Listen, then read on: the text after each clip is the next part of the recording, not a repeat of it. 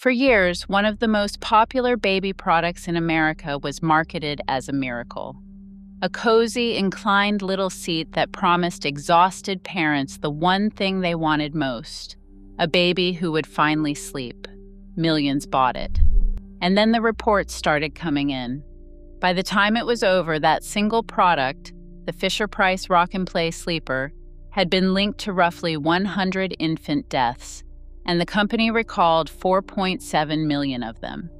Here is the part that should stop you cold. The product was not broken. It did not malfunction. It did exactly what it promised to do. It held a baby snugly at an incline and helped that baby stay asleep. And that, according to the Consumer Product Safety Commission, was the danger. The very feature that sold it was the feature that could kill. That is what this video is really about. Not scary chemicals, not one villain company, because I'm going to be straight with you the whole way through. It is about a quieter idea, one that connects almost every product on this list. So many baby gadgets are designed to hold your baby still, to soothe, to contain, to buy you a free hand. And a container is not a caregiver. Convenience for you is not the same thing as development for them. Over the next 20 minutes, we will go through 7 products that pediatricians, physical therapists, and safety regulators warn about, and the 3 simple things they actually recommend instead. And one of these 7 has been banned in Canada for 20 years, yet it still sits legally on American store shelves today. We will get to exactly why. Before we name a single product, you need to understand a gap most parents never learn about. When a baby product goes on sale in the United States, it is tested for mechanical safety. Does it tip over? Do small parts break off? Does it meet the flammability and structural standards set by the Consumer Product Safety Commission and groups like ASTM? That testing is real and it matters. But here is what nobody tests. No one checks whether a product is good or bad for your baby's development. There is no agency that puts a jumper or a floor seat through a study and asks, does this delay walking? Does this affect the hips? Does this shape the skull? That question is simply outside the system. So a product can be perfectly legal, perfectly compliant, sitting on a shelf with a smiling baby on the box, and still be something a physical therapist would tell you to use as little as possible. And that brings us to the central tension of this whole story. There are really 2 different kinds of concern, and I'm going to keep them separate the entire way through because most videos blur them together to scare you. The first kind is hard, documented safety danger. Recalls, injury statistics, deaths. These are facts on the public record. The second kind is softer, an argument about development, about motor skills and flatheads and delayed milestones. That second kind is mostly expert opinion and association, not proven cause and effect. And I will tell you clearly every time we cross from one into the other. Because here is a number that frames everything. According to the American Academy of Pediatrics, the average American baby spends nearly 6 hours a day in some kind of container: a car seat, a swing, a bouncer, a walker, a seat. 6 hours. Experts are not saying these products are evil. They are saying that is simply too much time held still for a little human whose entire job right now is to move. So let us start with the one product America's own pediatricians have asked to ban outright: the baby walker, that wheeled seat that lets a baby who cannot yet walk zoom across the floor. Parents have loved them for generations because babies love them, and a baby happily rolling around is a baby not crying. But the numbers behind them are staggering. According to a study published in the journal Pediatrics in 2018, an estimated 230,676 children under 15 months old were treated in American emergency rooms for walker-related injuries between 1990 and 2014. More than 90% of those were head or neck injuries. and nearly 3/4 happened the same way, a baby rolling a walker straight down a flight of stairs. Canada saw this coming. In 2004, Canada became the first country in the world to ban baby walkers outright, making it illegal to sell, import, or even advertise them. The United States took a softer route, a mandatory safety standard in 2010 requiring brakes. Injuries dropped, but they did not stop. And so America's pediatricians drew a hard line. Dr. Benjamin Hoffman, who chaired the AAP Committee on Injury Prevention, told NPR, and I am quoting him, "I view infant walkers as inherently dangerous objects that have no benefit whatsoever and should not be sold in the U.S." Now here is where I keep my promise to be fair. You will also hear that walkers delay a baby's walking. There is some research suggesting that because a baby in a walker is not doing the real work of balancing and pushing up, but that developmental claim is weaker and more debated than the injury claim. The injury claim is rock solid. The development claim is suggestive. I will not sell you the soft one as if it were the hard one. Then there are the inclined sleepers we opened with, the Rock and Play and products like it. A 2021 Congressional Oversight report found that Fisher-Price knew of 14 infant deaths tied to the sleeper a full year before it recalled the product. The problem was the incline itself. A baby's head can slump forward and block the airway, or a baby can roll and become trapped at an angle they cannot escape. In 2022, Congress passed the Safe Sleep for Babies Act, which banned inclined sleepers with an angle greater than 10 degrees, and banned padded crib bumpers along with them. And then there is the floor seat, the most famous being the bumbo. It props a baby upright before that baby can actually sit on their own. In August of 2012, Bumbo recalled around 4 million seats, after an earlier recall of 1 million in 2007. Regulators had received at least 21 reports of infant skull fractures, mostly from babies arching and tipping the seat off a raised surface. And this is where the deeper thread ties all of these together, the anchor of this whole story. A container is not a caregiver. Physical therapists have a name for what happens when babies spend too long propped, strapped, and held still across all these products. They call it container baby syndrome. Now I want to be precise, because precision matters here. Container baby syndrome is a term coined by pediatric therapists and used by the American Physical Therapy Association. It is not a formal medical diagnosis recognized by the American Academy of Pediatrics or the Canadian Pediatric Society, but the things it describes are real and well documented: flat spots on the head called plagiocephaly, tight neck muscles called torticollis, and delayed motor milestones. You may have seen babies in little corrective helmets. That is often what this leads to. I do have to flag one thing honestly. You will see posts online linking container time to conditions like ADHD. As one developmental expert put it plainly to today's parent, there is nothing in the medical literature that makes that explicit connection. So we hold the line. Flat heads and delayed rolling, documented. ADHD, not established.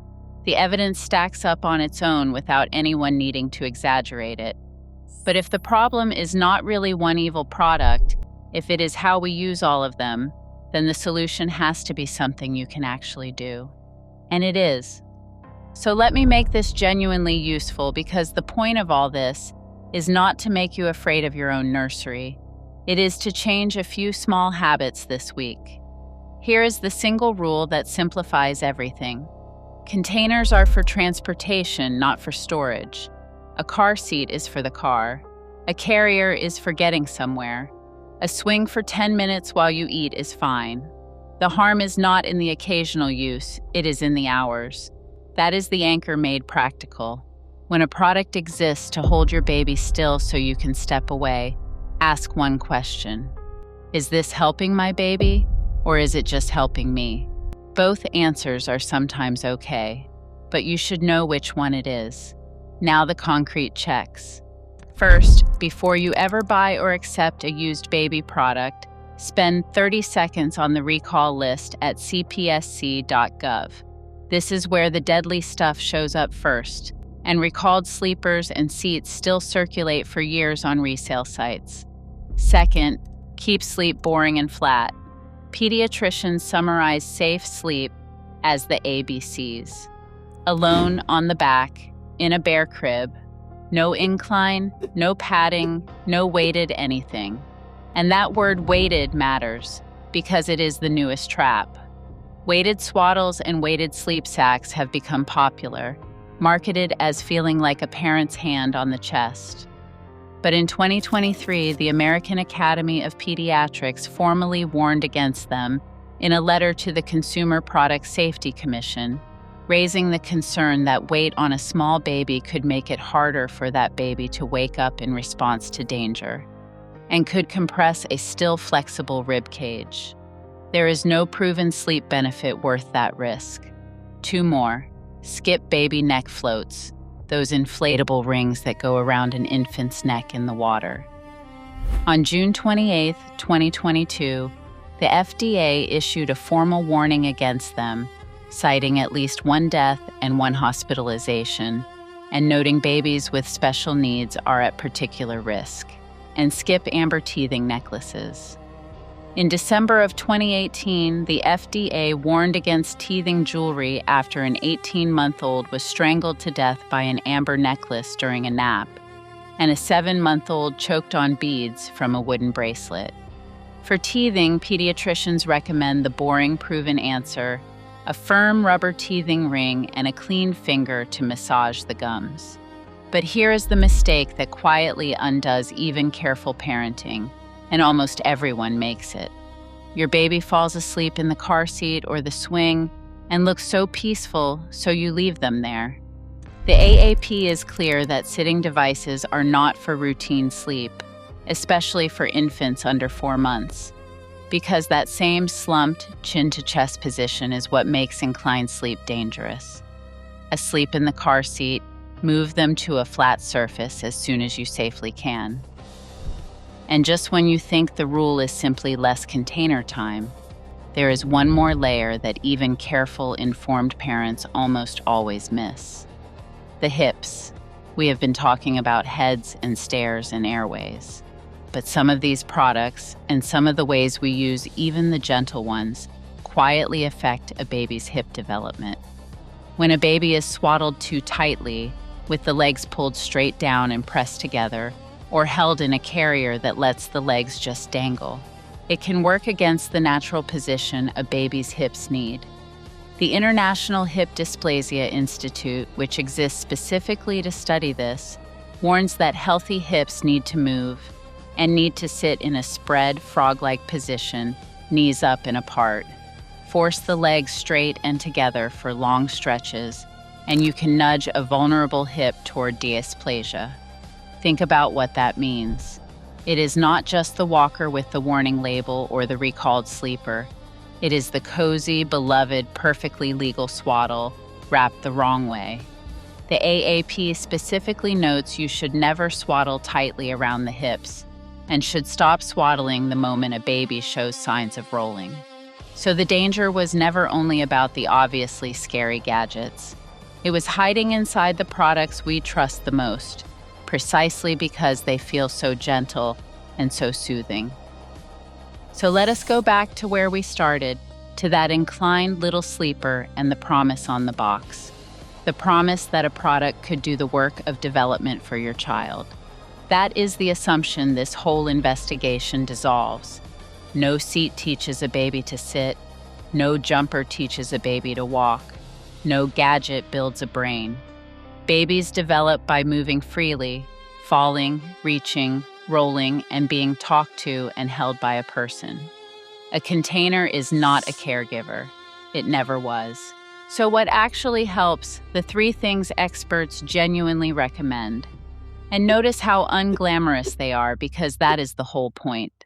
The first is not really a product at all. It is tummy time, on a firm flat mat on the floor. The AAP recommends building up to 15 to 30 minutes a day by around 7 weeks of age, because that simple floor work is what strengthens the neck, the back, and the core, and it is the single best defense against flatheads and delayed milestones. The floor is the most powerful piece of baby equipment ever made.